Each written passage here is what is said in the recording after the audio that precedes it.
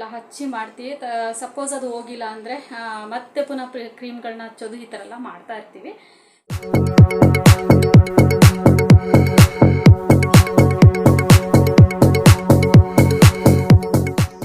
Welcome back to my YouTube channel guys. ಹೇಗಿದ್ದೀರಾ ಎಲ್ಲರೂ? So ನಾನು ಚೆನ್ನಾಗಿದ್ದೀನಿ. ಐ ಹೋಪ್ ಈ ವಿಡಿಯೋ ನಿಮಗೆ ಇಷ್ಟ ಆಗ್ಬೋದು ಅಂತ ಅಂದ್ಕೊಳ್ತೀನಿ.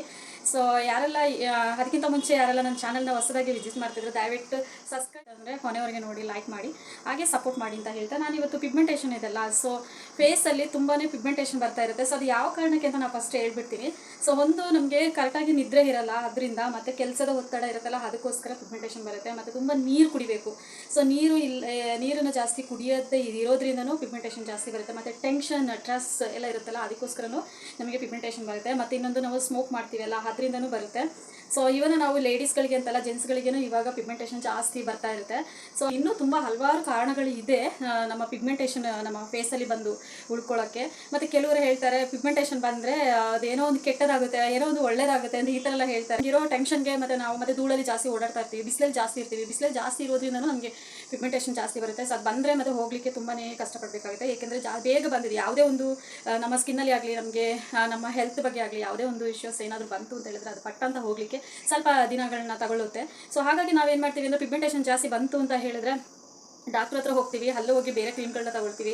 ಮತ್ತು ಅದು ಬಿಟ್ಟ ನಂತರ ಪುನಃ ಮತ್ತೆ ಅದು ಜಾಸ್ತಿ ಆಗ್ತಾ ಹೋಗ್ತದೆ. ಮತ್ತು ಬೇರೆ ಏನಾದರೂ ಇಂಜೆಕ್ಷನ್ ಮೂಲಕ ಆ ಥರದ್ದೆಲ್ಲ ನಾವು ತಗೊಂಡು ನಮ್ಮ ಸ್ಕಿನ್ನನ್ನು ಅಂದರೆ ಪಿಗ್ಮೆಂಟೇಷನ್ ಏನಿದೆ ಅದನ್ನ ಹೋಗ್ಲಾಡಿಸ್ಲಿಕ್ಕೆ ಬೇರೆ ಬೇರೆ ಮಂತ್ರಗಳನ್ನೆಲ್ಲ ಮಾಡ್ತಾ ಇರ್ತೀವಿ. ಏಕೆಂದರೆ ನಾವು ಅದು ಕೈ ಕಾಲಲ್ಲೆಲ್ಲ ಬಂದರೆ ಏನು ಪ್ರಾಬ್ಲಮ್ ಇರಲ್ಲ. ಸೊ ಡೈರೆಕ್ಟ್ ನಮಗೆ ಫೇಸಲ್ಲಿ ಅಟ್ಯಾಕ್ ಆಗೋದ್ರಿಂದ, ಅಂದರೆ ಇಲ್ಲಿ ಹಣೆ ಮೇಲೆ ಮತ್ತು ಇಲ್ಲಿ ಈಚೆ ಸೈಡಲ್ಲಿ ಜಾಸ್ತಿ, ಮತ್ತು ನೋಸ್ ಕೆಳಗಡೆ ಇಲ್ಲಿ ಈ ಥರ ಎಲ್ಲ, ಅಂದರೆ ಎಲ್ಲೂ ಅಂತ ಎಲ್ಲ ಏನು ಅಂತ ಹೇಳೋಕ್ಕೂ ಆಗಲ್ಲ.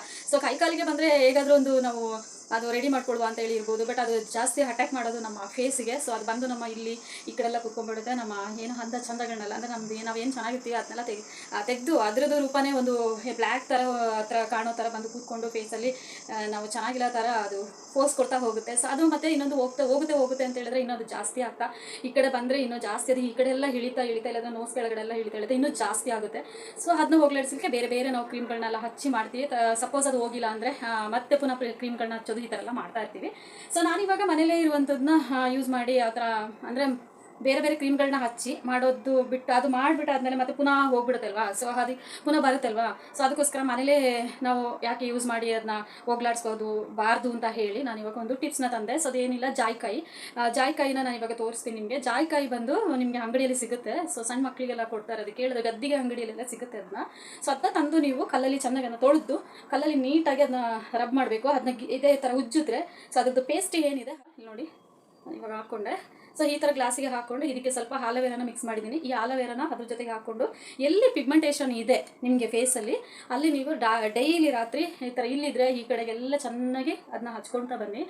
ಏನಿದೆ ಜಾಯಿಕಾಯಿ ಪೇಸ್ಟ್ ಇದೆಲ್ಲ, ಅದಕ್ಕೆ ನಾನು ಆಲೋವೆರಾನ ಮಿಕ್ಸ್ ಮಾಡಿದ್ದೀನಿ. ಆಲೋವೆರಾ ಇನ್ನೂ ಚೆನ್ನಾಗಿರುತ್ತೆ.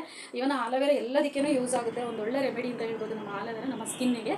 ಸೊ ಮತ್ತು ಹಾಗೆಯೇ ಇಂಟೆಕ್ಟ್ ಅಂದರೆ ತಿನ್ನೋದ್ರಿಂದ ನಮಗೆ ತುಂಬಾ ಒಳ್ಳೆಯದು ಆಲೋವೆರಾ. ಸೊ ಅದಕ್ಕೋಸ್ಕರ ನಾನು ಈ ಜಾಯಿಕಾಯಿ ಪೇಸ್ಟಿಗೆ ಆಲೋವೆರಾನ ನಾನು ಇದಕ್ಕೆ ಮಿಕ್ಸ್ ಮಾಡಿದ್ದೀನಿ. ಆಲೋವೆರಾನ ಹಾಕಿ ಇದಕ್ಕೆ ಚೆನ್ನಾಗಿ ಪೇಸ್ಟ್ ಥರ ಮಾಡಿಕೊಂಡು ನೀವು ಎಲ್ಲಿ ಪಿಗ್ಮೆಂಟೇಷನ್ ಇದೆ ನಿಮ್ಮ ಫೇಸಲ್ಲಿ, ಇಲ್ಲಿ ಆದರೂ ಆಗ್ಬೋದು, ಇಲ್ಲಾದರೂ ಆಗ್ಬೋದು, ಎಲ್ಲಾದರೂ ಓಕೆ, ಎಲ್ಲಾದರೂ ಆಗುತ್ತೆ. ಸೊ ಅಲ್ಲಿಗೆ ನೀವು ಹಚ್ಕೊಳ್ತಾ ಬನ್ನಿ. ರಾತ್ರಿ ಹಚ್ಚಿ ನೀವು ಅದೇ ಥರ ಮಲ್ಗಿ ರಾತ್ರಿ ಬೆಳಿಗ್ಗೆ ಹಾಗೆ ಆದಮೇಲೆ ಯಥಾ ಪ್ರಕಾರ ನೀವು ಬೆಳಿಗ್ಗೆ ಎದ್ದೇಳ್ತಿರಲ್ವಾ ಅದೇ ಆವಾಗ ನೀವು ಅದನ್ನ ವಾಶ್ ಮಾಡ್ಕೊಂಡು ಬರ್ತಾ ಇದ್ದರೆ ತುಂಬಾ ಕಡಿಮೆ ಆಗುತ್ತೆ. ಇದು ಜಾಯಿಕಾಯಿದು ತುಂಬ ಒಂದು ಒಳ್ಳೆ ಹೇಳಿ ಮಾಡಿಸಿದ ಮೆಡಿಷನ್ಸ್ ಅಂತಲೇ ಹೇಳ್ಬೋದು ಇದನ್ನ.